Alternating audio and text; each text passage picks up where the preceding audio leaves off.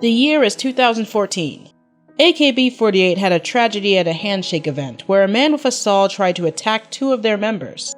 A group called the Margarines are made up of idols that owe a large amount of debt, thus became idols to help with that. Man, I might need to get in on that. Student loans, FML. The Idol Sengoku Jidai, or State of Warring Idols, continues. Hold up, I gotta rewind, I forgot something. The year is 2012. An Excite anime article came out interviewing the major staff for a new animation project. Even though there are idol units that are in saturation so far, there are no idol units from animation. This work is very unique. In short, I wanted to do it. I want to do it too. I want to dig into it. If I draw idols on animation and draw them as a theme, I think that I'm good. And in the anime world, a newcomer came out in January of that year. An opinion on the Idol Sengoku Jidai by Yutaka Yamamoto in 2012 by Google Translate, which is why it sounds weird.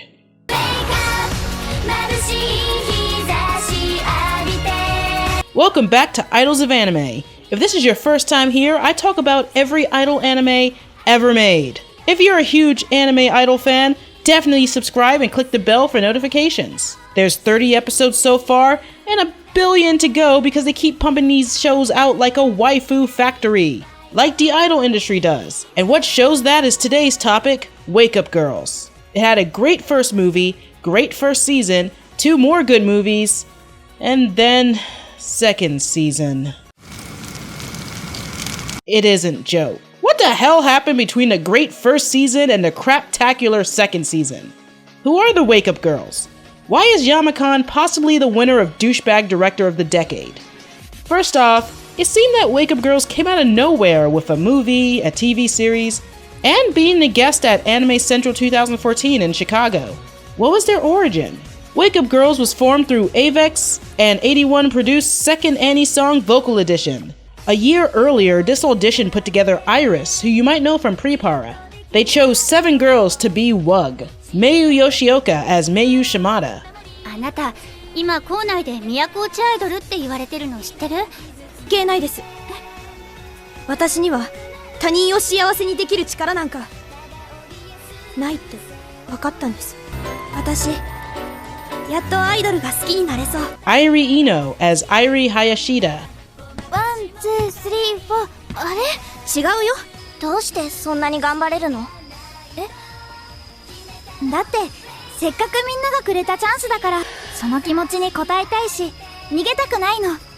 Kaya Okudo as Kaya Kikuma. 仙台に逃げ出しちゃったんだ。でね、その手紙をもらってもなかなか帰れなくて。ちょっとケツ触られたぐらいだよ。バイト先で雑誌を見て応募しました。Minami Tanaka as Minami Katayama. 君のおかげだな。オーディションに受かった時も磯川のおばあちゃん、自分のことみたいに喜んでくれたんだ。うめえにゃー、うめえにゃー、うめえにゃー。 Miyu Takagi as Miyu Okamoto. あと自分に決定打がなくって。確かに。やっぱそうですか？そしてないですか？私って褒めて伸びる子じゃないですか。知らないって。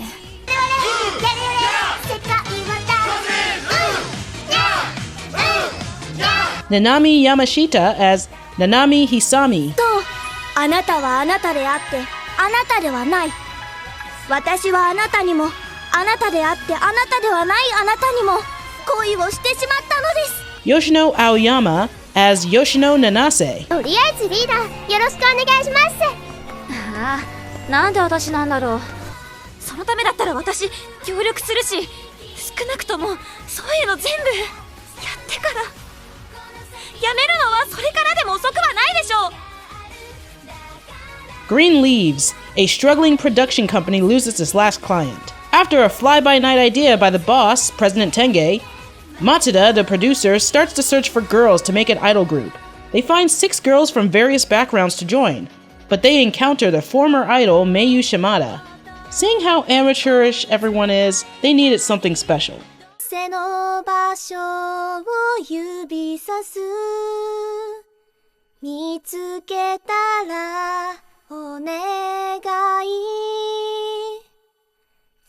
こで待っていて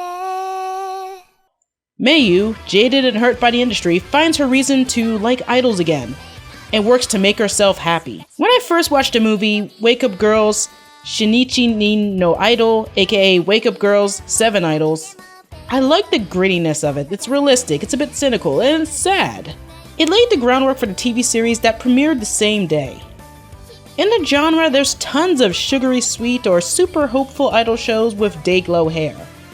This stood out at the time, and I liked it. The movie doesn't go into depth because it's a companion piece to the TV series that started at the same time. It's like a double-length episode that just gathers the girls. Most of the focus is on Mayu Shimada. She was once part of I1 Club. We don't get to see why she's a former idol until the series, but her love of it is rekindled as she helps her friend train for the audition.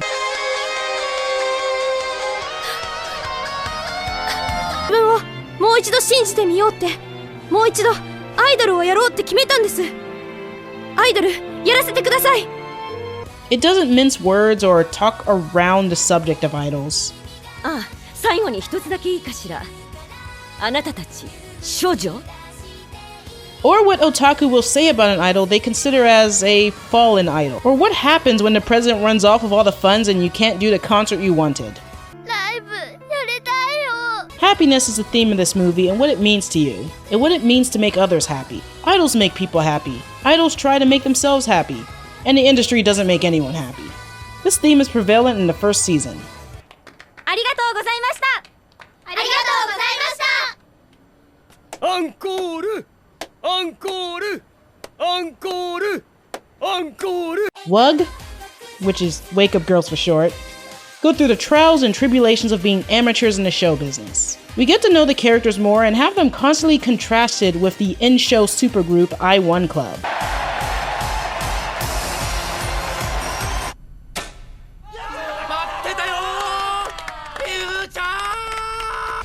We do get to know more about each girl's motivations, like Nanami wanted to be in Hikarizuka. Also their lives, like Minami and her elder friends. But also some of the experience of being an I1. さてこの流れで恒例の発表です。189、490、795、864、1000飛んで3、1129。以上この6名はさようなら。明日から来なくていいです。 Also how being an idol can affect you. 厳しい戒律でがんじがらめ、だんだん息苦しくなってきて、いろいろ縛られて窮屈で。なら全力で来てよ。全力で潰すから。誰よりも激しく、誰よりも美しく、誰よりも正確に。I1 クラブ行くぞー。休まない愚痴らない考えない。休まない愚痴らない考えない。いつも感謝。いつも感謝。 We get deeper into the bad sides of the entertainment industry in general, and more about Mayushi's past life in I1. Something that follows her in the show. ぶっちゃけ聞くけど I1 クラブ辞めさせられた理由ってさ、本当はマスコミで騒がれてたのとは違ってたんだよね。 But the lighter side of the show are these 7 girls bonding and deepening their friendships.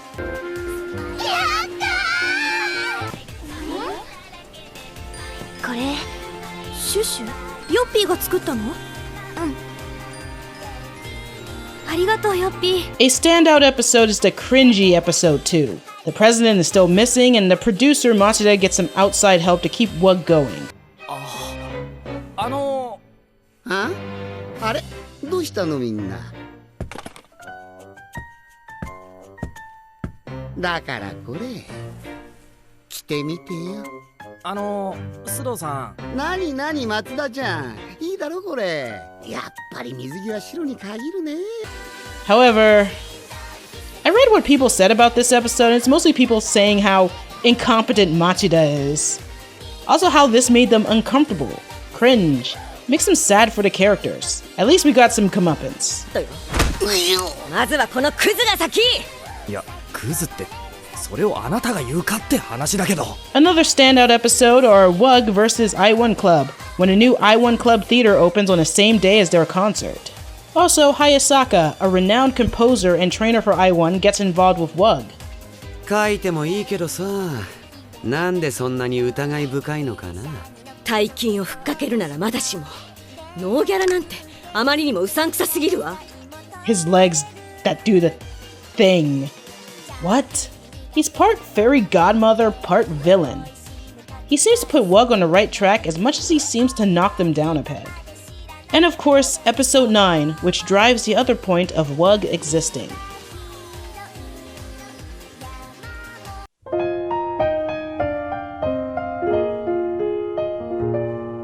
The setting in Wake Up Girls is Sendai. Sendai is the largest city in Japan's northeastern Tohoku region, a region that's known for the devastation of the 2011 earthquake and tsunami, and one of the towns in it was Kaya's home. 頑張れるものが見つかった気がするんだよね。だからずっと逃げてたこの町にも帰ってこれそうな気がしたんだ。 It's a very somber episode that encapsulates the feeling of losing your hometown, coming back to it, and finding a purpose afterwards. For Kaya, it's to work hard for those who can't. You can say that the earthquake affected stories in Japan's media for a few years afterward. Your Name, the biggest anime movie ever by Makoto Shinkai, was inspired by the quake, when in 2011 he saw a shrine on a small hill named Hiyori in a destroyed town. JoJo's Bizarre Adventure, JoJolion, is about strange creatures known colloquially as the Walleyes that came in the aftermath of a town being destroyed. Kaze no Futeru by AKB48 was written by the tsunami victims and, in the context of AKB008, sung to their destroyed town. Wake Up Girls was made to tie into the earthquake-affected northeastern region of Tohoku, Japan. To contextualize it for Americans like myself, it's like when happened and what our media has done in response to. Viga, why are you bringing up, well... さて、エンターテインメントとは何なのか、アイドルとは何なのか。私の胸に一つの答えがあります。それは2001年9月11日にニューヨークで起きたあの悲惨な事件にまつわる話です。その日、ブロードウェイでは一つの新作ミュージカルの上演が予定されていました。しかし、事件直後のニューヨークでは自粛ムードが広がっており、その作品も中止を余儀なくされたのです。しかし、その作品のプロデューサーは傷ついたニューヨーク市民に対してむしろエンターテインメントがするべきことはこれしかないと、いち早くシアターの幕を開けたのです。何の話 ?911 でしょ。I feel that the reason for Shiraki's speech and the setting for Wake Up Girls plays into why idols are necessary, or at least why Wake Up Girls tells us idols are necessary. Take your mind off the troubles of the world and look at cute girls singing is the harsher interpretation of what Wake Up Girls says. But I think it's more like people need idols to remind them of the good things in life. People need entertainment to remind them of the good things in life. From the same Excite Anime interview, is the story heavy? If your thoughts expand against your work, it will be heavier. However, it is not good to be too heavy, though it is an idol animation. Since each person's hard work is everything, I would like to cherish that the true meaning is not pulled too much by the theme without forgetting it. Yutaka Yamamoto, 2012. I quote that because it's like an explanation of why Wake Up Girls is a gray area on talking about the idol industry.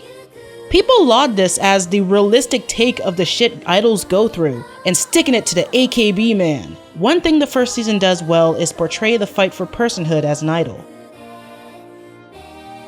I talked about this a bit in episode 23 on AKB 0048. Surprised at this subplot being in here, being that in real life, AKB members aren't allowed to date. You may have heard of this in the media, such as the big Mi-chan scandal. Mi-chan was a member of AKB who was caught going to a hotel room to visit this boy band guy. And of course, big scandal, oh my god, an idol has a little love life or got a little something on the side, holy shit, and ended up shaving her head in, apology for this, and she was demoted in her job to Kenkyusei. And yeah, that's a lot of Americans' first introduction to AKB was this story, which here in the West we're like, holy, what the hell?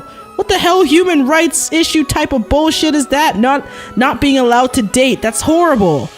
It's horrible. I'm not even gonna make excuses for it. It is horrible that you're not allowed to date as an idol. Maintain this open, loving, I belong to everyone appearance of innocence. It's a really horrible thing in the idol industry, which isn't touched upon in this show? Oh, believe me, when I get to Wake Up Girls, oh boy. I once got attacked about liking idol anime on Tumblr. It was a very, I'm more feminist than thou, mean message about how can I like idol anime when real idols are treated horribly. So I'm going to make this very clear. I despise the Jimusho, which means office, system, for making rules like a love band. AKB is the major example, but I'm sure they're not the only ones who are doing that. I hate how idol culture treats idols, from stalking, harassing, sending horrible things, or saying horrible things. When reading Fandom Post's review of Wake Up Girls, this quote sums it up. When prospective idols are told that they're idols first and humans second, they're stripping them away of who they are in pursuit of some very short-term goal that will leave them humiliated and likely suffering from some level of PTSD because of what they have to do and how they're treated.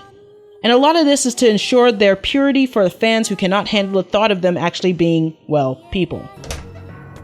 常に言ってますよね。君たちは人間である前にアイドルなんです。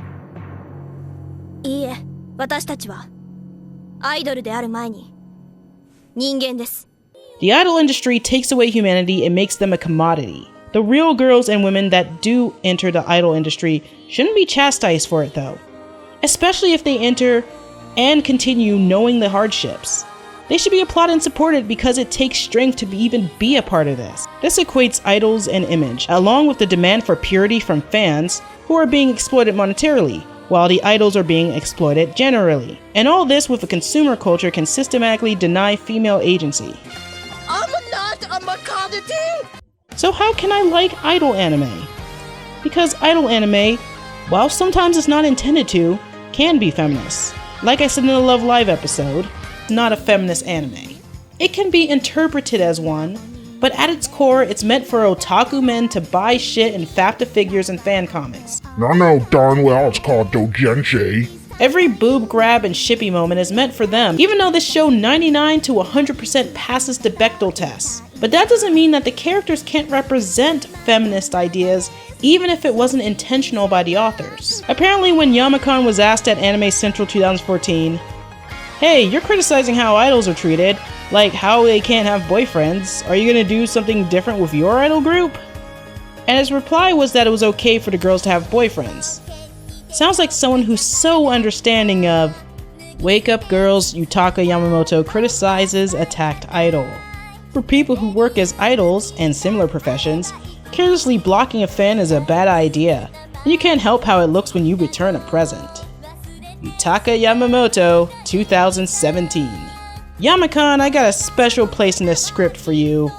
Ass. The first season has a lot of the sweetness of cute anime girls and celebrating successes. But it's part of the industry itself as a media mix with half Seiyu, half idol girls. It's in a gray area, so it can't commit to one over the other. And it doesn't commit because Wake Up Girls CDs, posters, and stuff don't sell themselves, and sponsors don't grow on trees, you commodity idol group you. The first season ends on a high note of killing it at the Idol Festival. Well, killing an ankle. But they get through it. They didn't win, but it wasn't about beating I-1 Club or winning the Idol Festival. It's about the journey. Whether it's realizing what you want in life and how to be happy, overcoming adversity, or making a friend, or working towards the same goal of making the audience connect with you. It's an emotional narrative set with the backdrop of a harsh idol industry. And it continues in the next two WUG movies. The second movie, Wake Up Girls Seishun no Kage, aka Wake Up Girls Shadow of Youth, was released in Japan on September 25th, 2015. And another film, titled Wake Up Girls Beyond the Bottom, was released on December 25th, 2015. This time we get pot shots at BVEX. I mean BVEX. What about CVEX?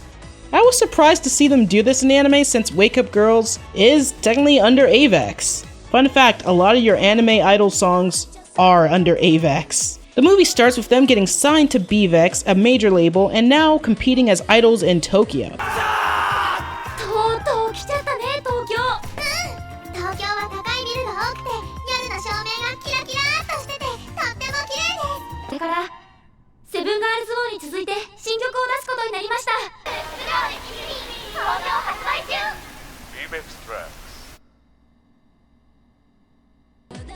We see them get used to their classes, and it seems like they're advancing.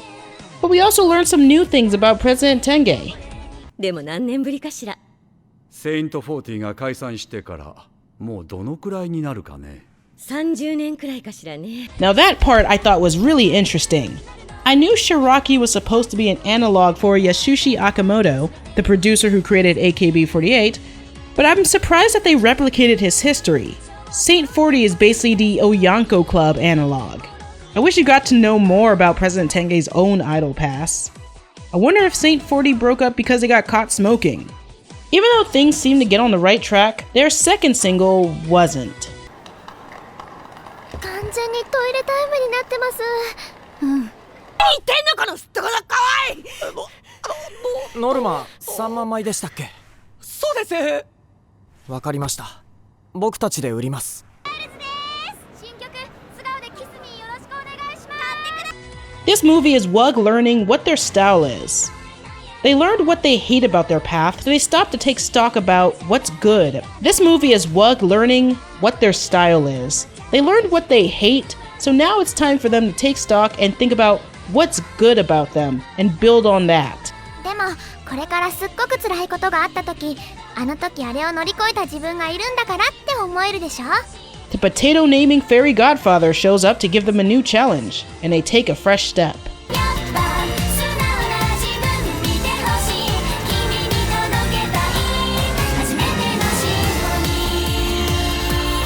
I1 Club is also taking a fresh step due to their declining sales. The animation leveled up for this movie compared to the other movie. The setbacks you see the girls getting into are frustrating, but are what you expect from a major label. My favorite things were small scenes, like seeing Mayu fangirl over anything with a chick.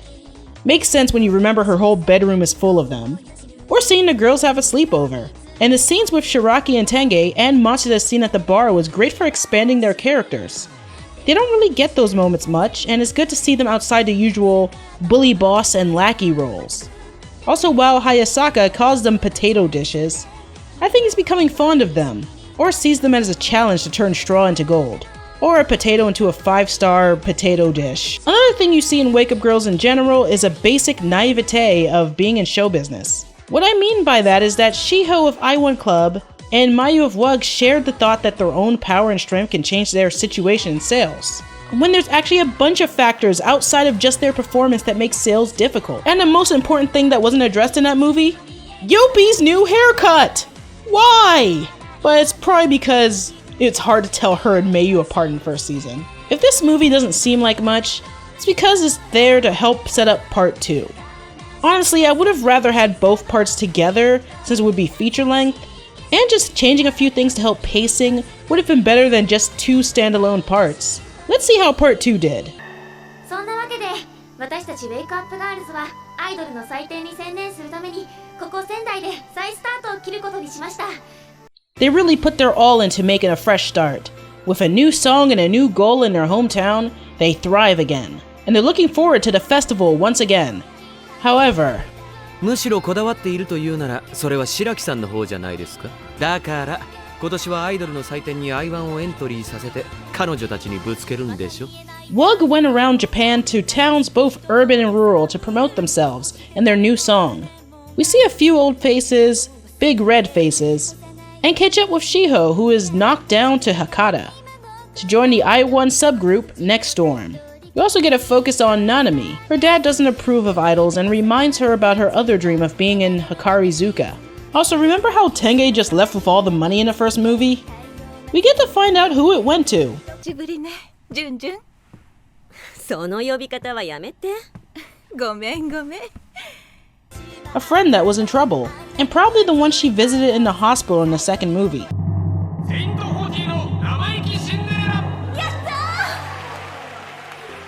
Who in turn writes their new song.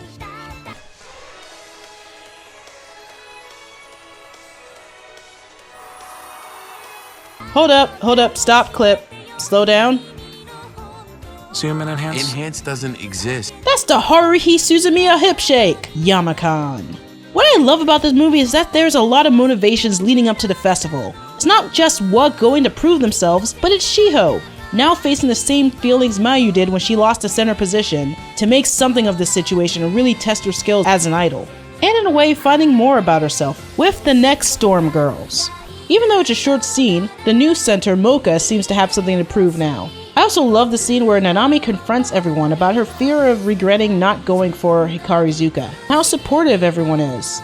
But she makes her concrete decision to be an idol. The battle starts, and one of my favorite Wake Up Girls songs is performed.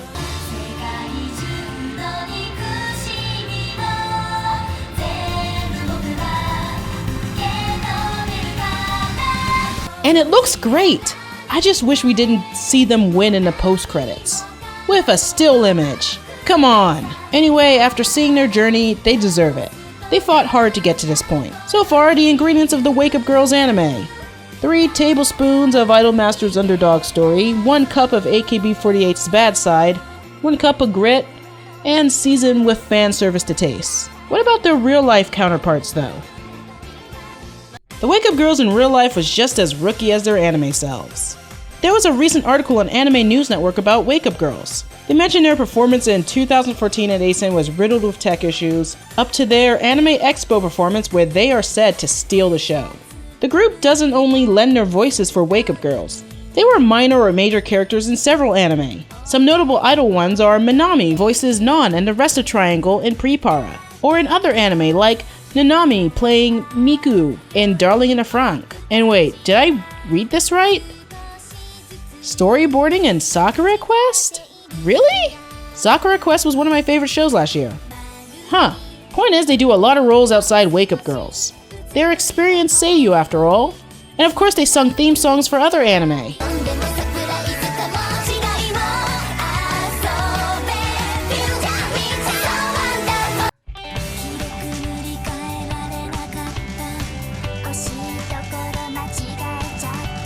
The story of the anime and their real story mirrors their growth in the idol world. Now for the elephant in the room. Can't not talk about the reason Season 2 is different without mentioning Yutaka Yamamoto, aka Yamakan. He's notable for being the series production director on the first season of The Melancholy of Haruhi Suzumiya, an anime that was a massive hit for Kyoto Animation. I was a big Haruhi fan at the time, and I remember doing the Hare Hare Yukai with hundreds of people at Otakon.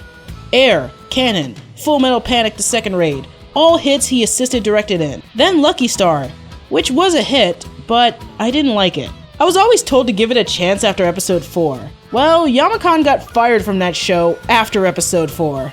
Alright, let's see. He started Studio Ordet, Kanagi, Crazy Shrine Maidens, that wasn't my thing. He asked a manga artist to stop making their manga, the manga that he was adapting, and everyone thought that was in poor taste. Well, yeah. Telling aspiring animators to don't do it, and that he'd do anything else but anime if he went back in time. Declared anime dead. People hated that. He wants to be the next Makoto Shinkai. Psh, no, you won't. Got in a Twitter fight with Seiji Mitsushima, aka that fact director from Shirabaku. Quote, "Yep, people who watch anime past an appropriate age are disabled." You fucking make anime! And yeah, he apologized, but we're starting to see how much of an asshole this guy is. Tweeting a shitstorm about not being involved with the new Wake Up Girl season. His words make it sound like, "You can't fire me, I quit!" Fuck you, fuck you, fuck you, you're cool, and fuck you, I'm out! It was on poor terms, and he even lashed out at them on Twitter. Because he thought they were talking shit, but they really weren't. Yama, can you not? But there's someone involved in the anime you need to know about, who should be way more lauded than Yamakan. Toko Machida deserves a lot of credit for why this anime is good. Toko Machida was one of the people Yamakan worked with on Lucky Star and was involved with Wake Up Girls since the beginning. She is very prolific for having done the series composition or scripts for anime like Princess Jellyfish, Surutama, Show by Rock, Space Brothers, or Akame ga Kill.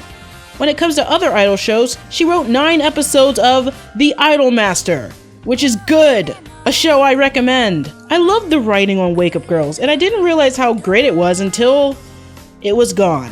In the gap before season 2, Avex and 81 produce Wake Up Girls Edition Dai 3 Kai and a Song Vocal Edition chose a small group of girls to be called Run Girls Run. There was also a stage play where the main 7 voice actresses reprised their roles.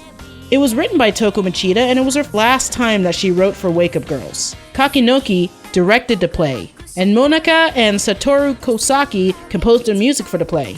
Shin Itagaki, who did storyboards on the original Wake Up Girls, became director. He's known as the TQ guy. The studio who animated the second season was Millipence. Studio Ordette first worked with Tatsunoko for the first season in the first movie, and with Millipence for the second and third movie. So it's not like Millipence was new to working on Wake Up Girls. So now, it's time for my first impressions on the second TV series. It sucked!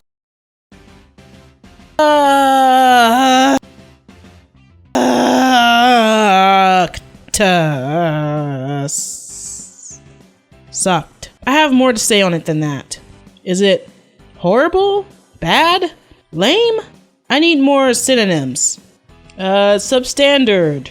Unfavorable? Disagreeable? Unwelcome? Grievous? Not really immoral. Or injured. Rotten, maybe. Worthless? That's a good one.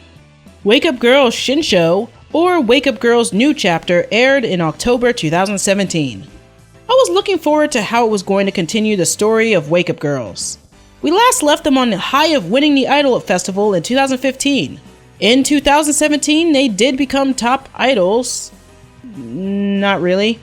They are making an album, and they have fans, including 3 middle school characters: Atome, Itsuka, and Ayumi.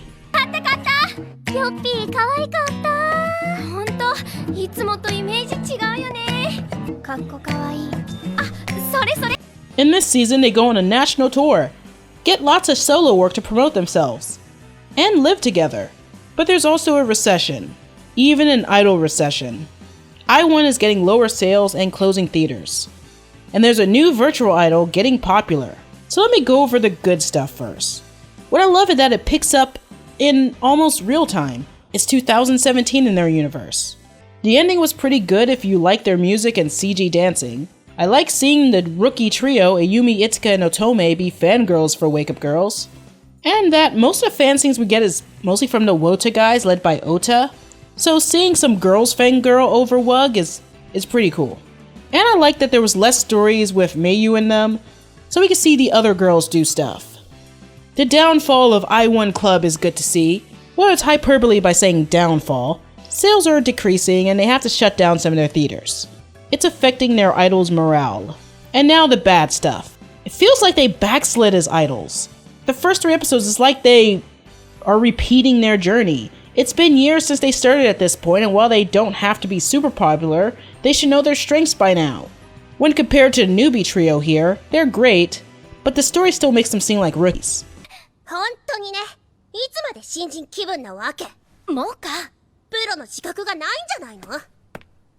A minor gripe is the drama Mayu and Shiho are filming. It's not the drama itself, but at the beginning Shiho was like,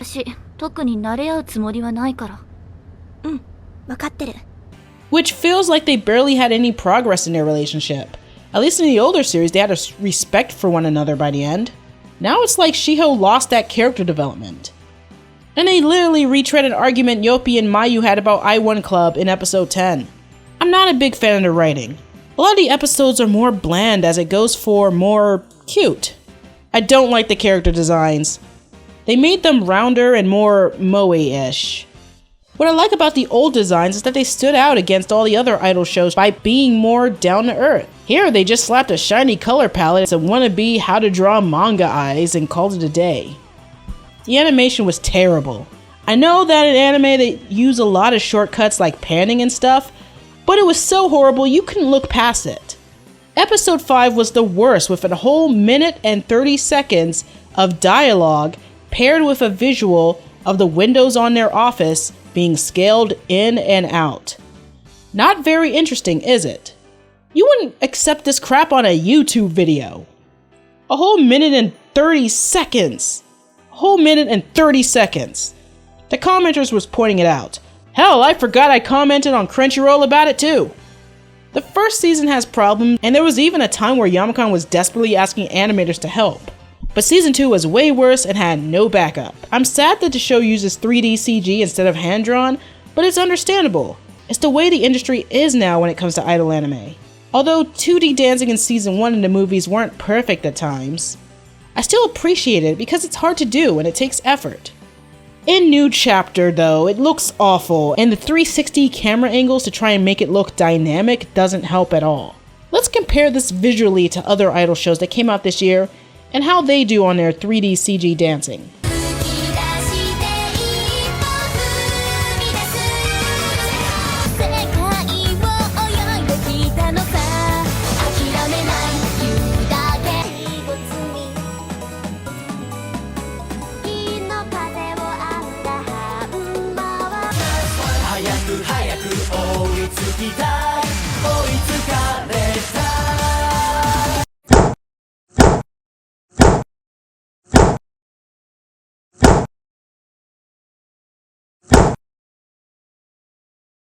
The girls go on a national tour, gets a new song by Hayasaka, but only if they could write good lyrics. And the trio finally gets to work at Green Leaves. Then there's the countdown to the Christmas concert at Sendai Stadium.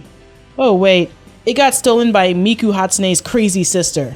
With the coincidence that I-1 Club, the Namehages, Next Storm, Wake Up Girls, Machina X, and lots of other idols, they get the idea to have the nationwide idol festival, Wake Up Idols. I love that they actively support other idols they know with Wake Up Idols. I do like how there's many different types of idols in the industry that are represented, from underground idols to major idols to virtual idols to local idols to freelance idols, just tons. And I didn't mention the scenes with the gratuitous English. Oh, I become so close to get my hands even on idol industry, thanks to all of my friends and foes around the world. And it was great seeing how a trio of fangirls form Run Girls Run and open for Wake Up Girls.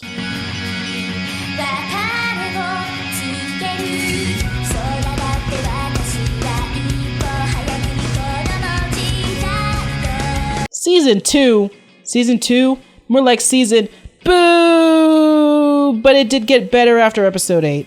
It started pretty bad though, enough to make me want to drop it.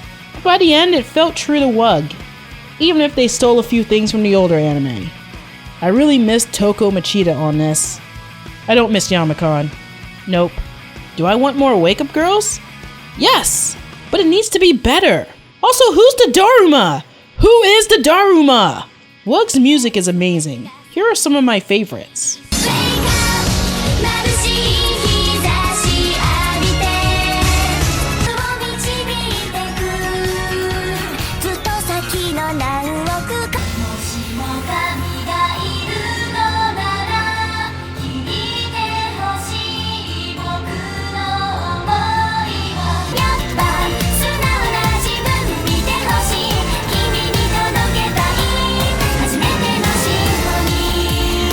Then there's another Wake Up Girls anime we have to look at, Wake Up Girls Zoo.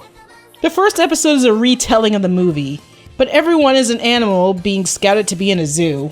Something I didn't mention was WUG's image animals. Since the first season, each girl has an animal they represent. You can see them in Wake Up Girls as Kigus in the show, or in the first opening. でもこれ素人の私から見ても明らかに変だし、絶対発注するスタジオ間違えてるよ。ユウの大活躍で優勝しかけるも鳥だとバレて金メダル剥奪騒ぎに。ヨッピー喋んないね。今が動物園のアイドルになるために。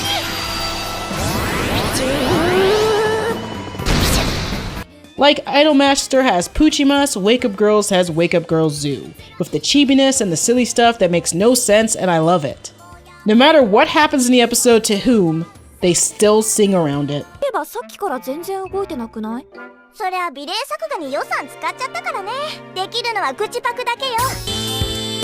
もやもやとすることが。The episodes are 3 minutes and 30 seconds long. They're cute. もっともっと褒めてください。もっともっと。Meta. 大事だもんね。何の話？あんたと私、キャラ被りすぎなのよ。髪の色も似てるし、おかげでファンに顔を覚えてもらえないじゃない。And fun. 俺もともとキャスティングされてたのに。And there's even more Wake Up Girls media. There was a game called Wake Up Girls Stage no Tenchi. It was a smartphone-based social game developed by Gloops and released by Mobage in December 2013, but it only lasted a year till they ended it due to poor sales. If it was released today, it probably would have done better. They released it before WUG got more traction. Then again, it would have to compete with other idol game juggernauts. There was going to be a puzzle game. Wake Up Girls Puzzle no Tenchi was slated for 2015, but was never released. The developer halted development on the game to focus on other options and projects. But finally, we got Wake Up Girls in the PS Vita game Miracle Girls Festival.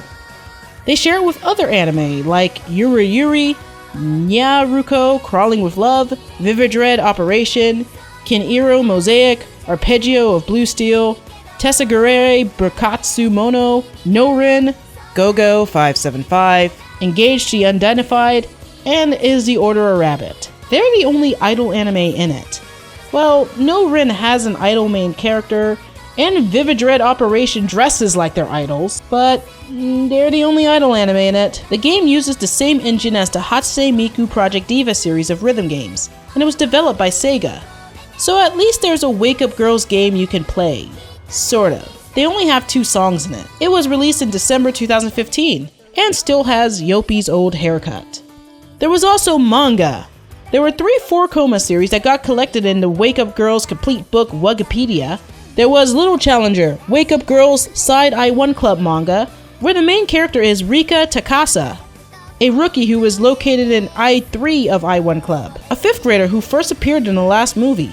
Then there's the manga Wake Up Girls that follows the TV series starting with episode 3. The first chapter of it was scanlated, and it doesn't really add much to the WUG experience. The Wake Up Girls Readers manga followed Kaya and Yopi, and then the Wake Up Girls Eternal Senses manga led up to Wake Up Girls New Chapter, which lasted from July to October 2017. There was even a Wake Up Girls novel, and the group's done several radio shows, as well as Run Girls Run. And there's even more animated WUG fun. Wake Up Girls no Miyagi PR Yarasete Kudasai, which is Wake Up Girls, Please Let Us Promote Miyagi, was made in April 2016. The shortest part of a larger Wake Up Miyagi Fure Eye project in Taiwan, which was a campaign to promote Miyagi, the prefecture the girls live in, as a tourist destination to Taiwanese visitors. 仙台の七夕はこんな大きな吹き流しが飾られてとっても綺麗なんですよ。極楽。ちょっと。こっち見ちゃダメ。Wake Up Girls Zoo did a PR short in March 2016 as well. 違います。別に水槽から飛び出ちゃったわけではなく、ボンダームよ。松田さん。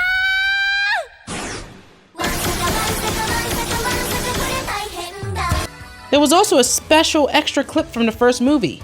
はい、プリティーオーラでみんなのハートをわしづかみ。あなたの心をストマックホールド。癒し系のノキムス天使岡本美優17歳です。よろしくお願いします。 Apparently, and I don't have confirmation on this, it was first given to those who pre-ordered tickets to the film. It's the auditions the girls did for President Tenge. It doesn't add a lot, and for pacing and time, I agree with the decision to cut it, but I sort of think it should have been in the movie to let us know the other girls more. What do you think?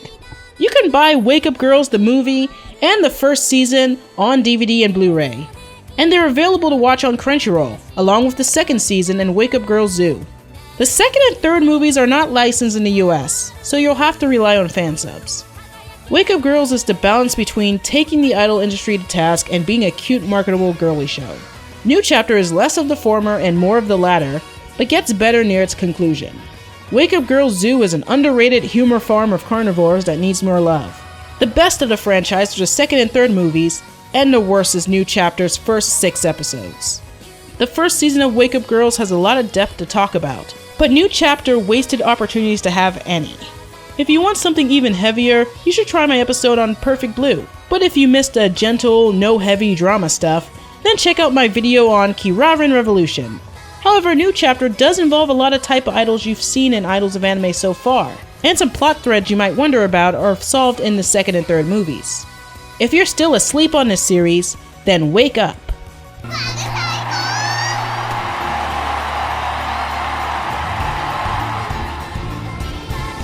Remember to subscribe if you like this video. If you're a fan, support me on Patreon and click the bell for notifications.